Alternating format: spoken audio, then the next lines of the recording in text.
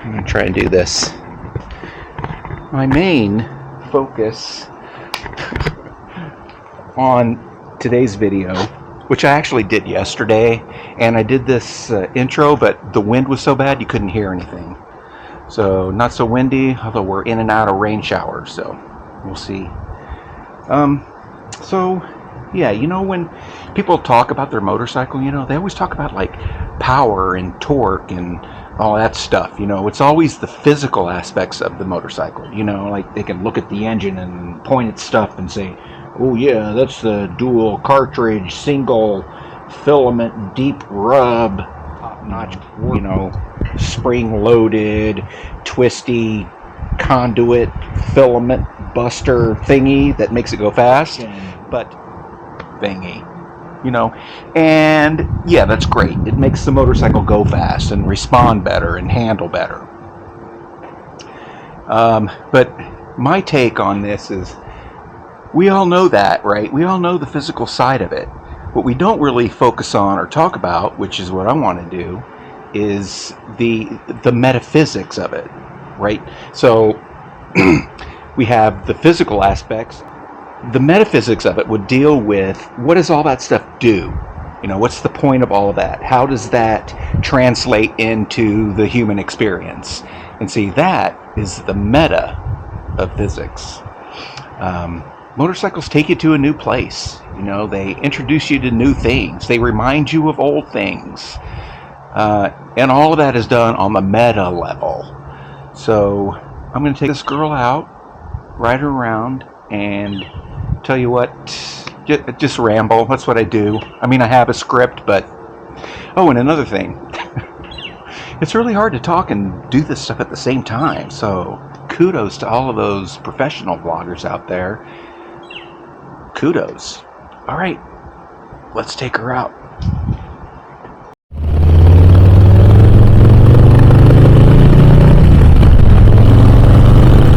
Woo! That's some torque. Pulling it.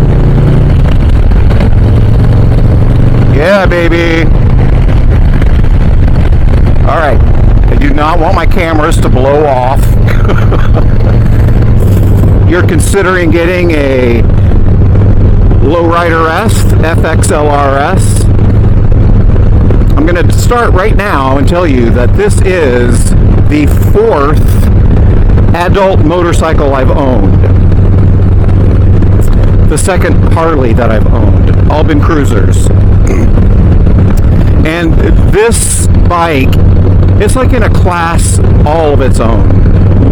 The others don't even compare. Even the other Harley does not compare.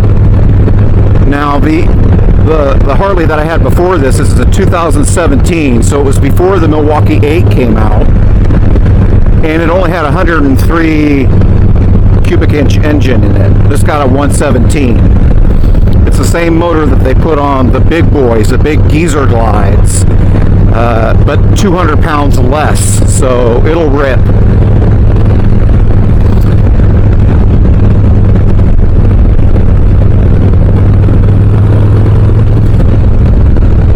Woo!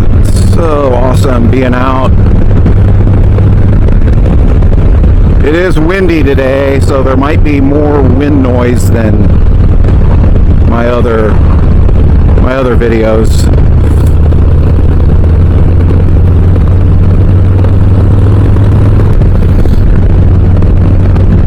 When I went to the dealership, tried this bike out, it was weird because it had mid controls. I wasn't used to mid controls, and my feet were getting tripped up. But I mean, that took 30 minutes to get used to it. And the big thing is, you know, when you put your feet down, you gotta put them down. You're a little wider stance than you are if you had forward controls.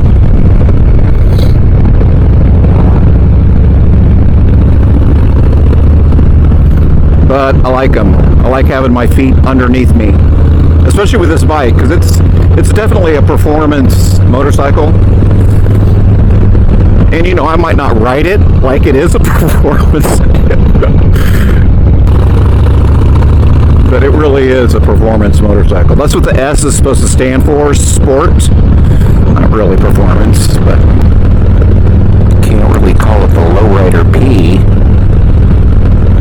Also between this and the ST, and in some respects to the Heritage. The Heritage has the 114 in it, but it was just too predictable, I don't know. It was just too comfortable. That sounds crazy. I mean, this bike is super comfortable, but you know what I mean. It was just, I wanted a bike that felt like a bike, you know, like a naked bike, like a cafe style cruiser. When they came out with the 2023 models, this bike and the ST, it was black and this pearl sand white. And I looked at it and I go, oh my God, that's like I don't know, a honey champagne color. It's not white. But all of the mods have been good. I haven't had the misfortune of so many others buying cheap crap on Amazon and having it not work. So this road has some twisties on it. I've been a few times when I had my Softail Deluxe, and it was kind of hard, you know, lugging it up, and because they're uphill, going to the beach is uphill and down the beach. And it is a lot easier doing that on the Lowrider S. A lot easier. But as you can tell, I do not race through these. This is not a sport bike, but it's pretty damn capable. But look how beautiful. Is it not crazy beautiful? It is. Oh, it feels good out here today.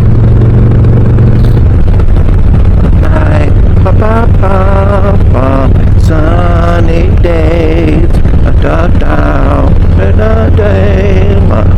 rain on me,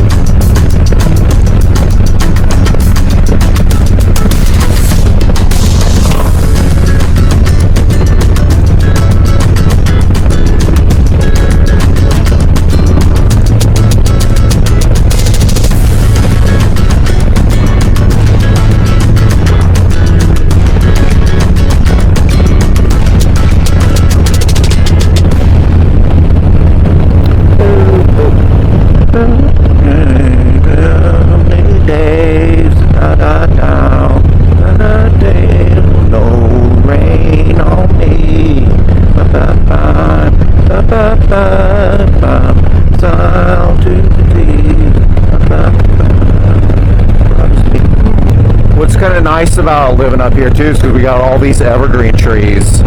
So even in the dead of winter, it's still pretty. It's still pretty green. And everything's covered with rain, so it's like green and shiny. It looks like wet paint.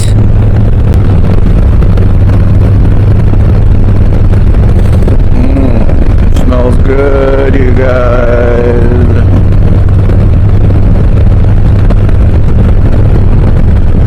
Yeah, the sun feels great.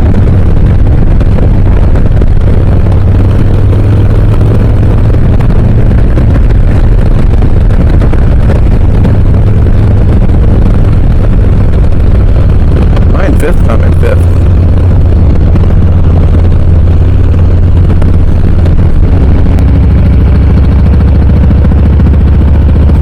Oh, see, now it's really warm. Now I'm back.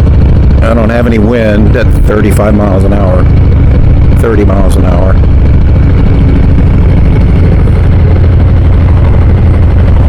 You know what? And this is a fun bike just to tool around in town. You know, not doing highway speeds. Really is the best, because it's not, I know everybody's saying, oh my god, it's so heavy. It's just, it's heavy. What did I say it was? 680 pounds? Yeah, that's heavy, but it doesn't feel heavy.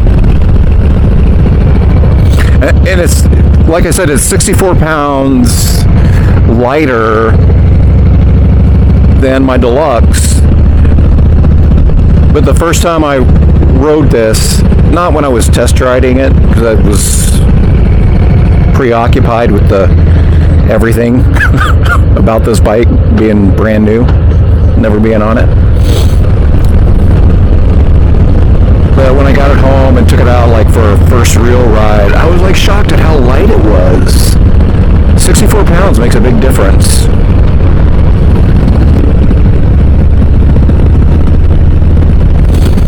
Yeah, when I was on, actually all of my bikes, I'd scrape pegs, and I don't with this because the mid controls are higher,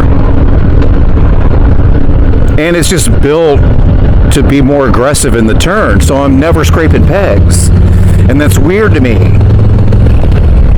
It's like I expect to be scraping pegs. It prevents you from leaning too much and low siding and sliding along the tarmac. But this bike, because it's got such a higher lean angle than the others, I'm never scraping my pegs, and so I'm like, oh my god.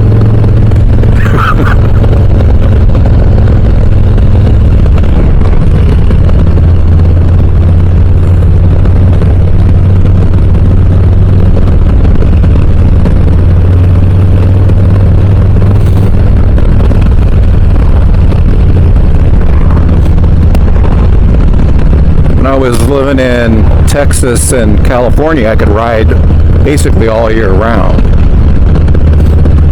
But up here, no. So I had my Kawasaki my Kawasaki Vulcan. In California, I rode it all the time.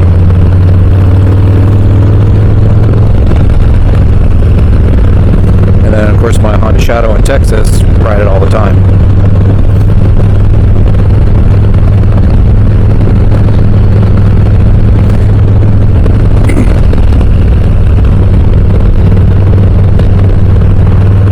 And I've got the best winter coat.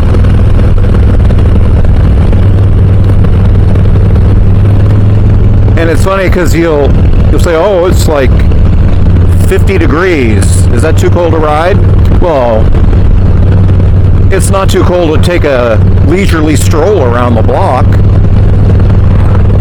But when you're going 60 miles an hour and you're in that wind, yeah, it's colder than you would be if you're just walking around the block.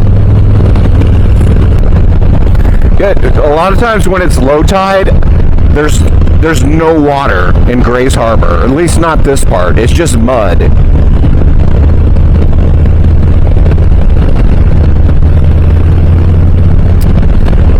But it's full of water.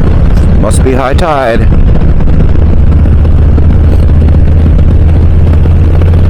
And it's already a couple degrees warmer than 20 minutes ago. Oh, hunger, hunger, hunger.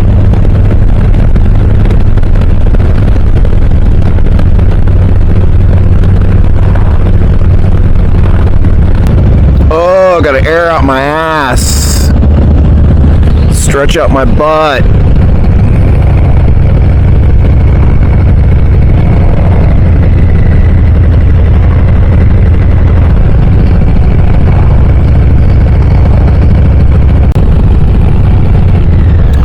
Okay, you guys, this is my street.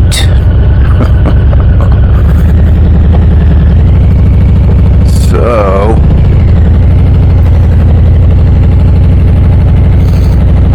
we are home.